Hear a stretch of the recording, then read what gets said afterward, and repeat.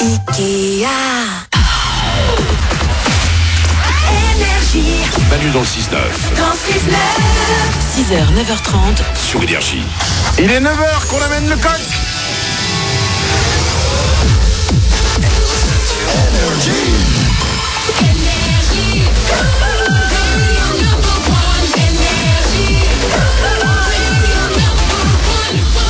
Écoutez CNCO, il y aura aussi le dernier Ellie Goulding et dans 10 minutes, les infos de Glandu arrivent, l'homme qui donne des réponses aux questions que personne ne se pose. Avant tout ça, voici les infos.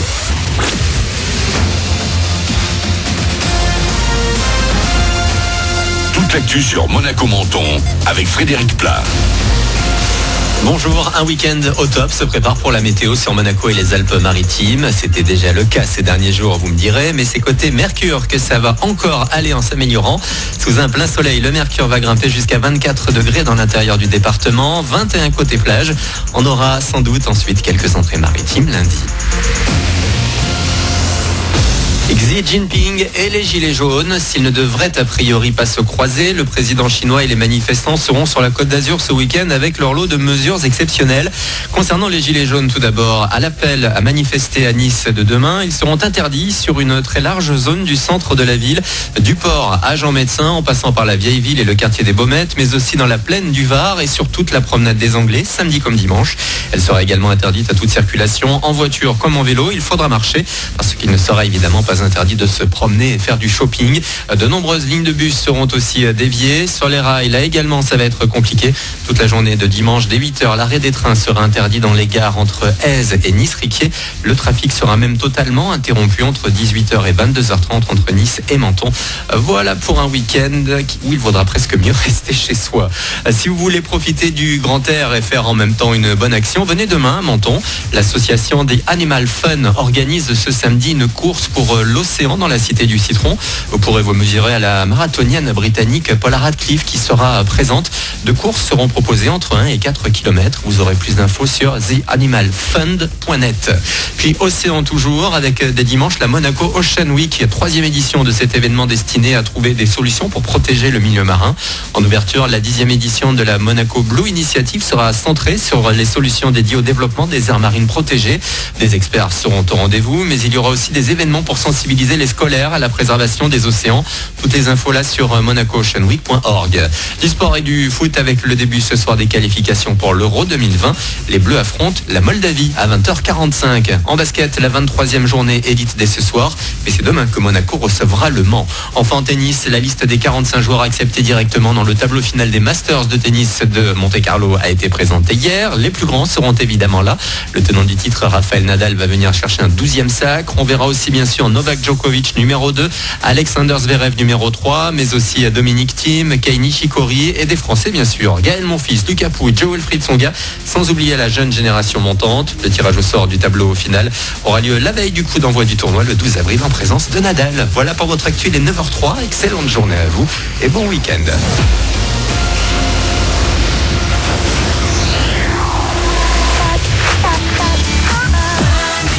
C'est nous.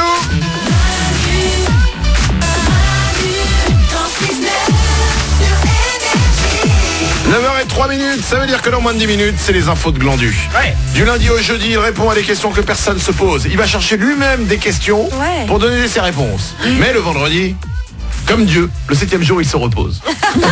C'est un peu ça. Tout à fait. Et il répond à des questions que vous vous posez vraiment. Vous pouvez vous poser n'importe quelle question. Glandu trouvera la réponse. Ouais. Vous envoyez vos questions par message vocal sur l'application Manu dans le 6-9. Vous la téléchargez. C'est gratuit. Vous appuyez sur le petit icône de micro. Ça vous sert à tout. Entre autres, à poser des questions à Glandu. Et tous les vendredis, il y répond. Ce sera dans 5 minutes, juste après CNCO. Avant ça, je vous l'annonce, nous sommes de plus en plus flemmards dans le monde. Ah ouais ? Nous sommes des grosses feignasses. Et en moyenne, selon une étude, il y a 5 choses de la vie quotidienne, en fait, qu'on n'a même plus besoin de se rappeler, parce que la technologie le fait pour nous. Vas-y. Voici les 5 choses. Les mots de passe. Ah oui. On n'a plus besoin de se souvenir des mots de passe parce que maintenant ils rentrent. C'est automatique. Tu peux les faire avec le téléphone portable. Tu peux les enregistrer tous. T'as plus besoin de t'en rappeler. Il y a des rares fois où on les a pas et là c'est 10 fois plus douloureux qu'avant. Parce que tu l'as noté nulle part. Du coup, exactement. Tu galères, quoi. Moi ça m'intéresse que vous m'expliquiez parce que je l'ai pas encore ce truc-là. Non mais toi déjà faut que tu changes ton mot de passe parce que 1, 2, 3, 4, 5, 6 ça devient c'est pas bon. Donc déjà on passera. Ah ok. Ensuite, les choses dont on n'a plus besoin de se souvenir, les numéros de téléphone. Oui, c'est vrai. Combien de numéros de téléphone, hormis le vôtre, vous connaissez? Honnêtement, franchement. Moi je connais que celui de ma mère et de mon ancienne maison où j'habitais chez ma mère parce que c'était à l'époque où je devais retenir les numéros de téléphone. Ah non, oui d'accord, mais sur les nouveaux numéros quand tu rentres le numéro de quelqu'un, tu t'en fous du numéro, tu notes le nom quoi. Même ma femme, moi elle me teste parfois. Tu sais, c'est gage d'amour pour elle quoi. Elle me dit c'est quoi mon numéro tous les 6 mois quoi. Elle me demande pour savoir si je suis toujours à jour. Voilà. Et là tu dis franchement je sais plus ton numéro, j'ai changé de téléphone. Dans les 5 choses qu'on oublie maintenant, dont on n'a plus besoin de se souvenir grâce à la technologie, comment écrire certains mots? Ah ouais, mais oui.